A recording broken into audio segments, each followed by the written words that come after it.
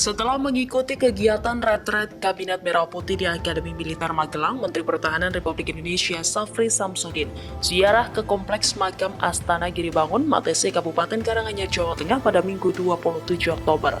Menteri Pertahanan itu ditemani oleh istrinya, Eti Syafri Samsudin, serta Menteri Kesehatan dan sejumlah pejabat lainnya. Dalam kesempatan itu, Menhan Syafri ziarah ke makam Presiden kedua RI Jenderal Besar TNI Purnawirawan Soeharto.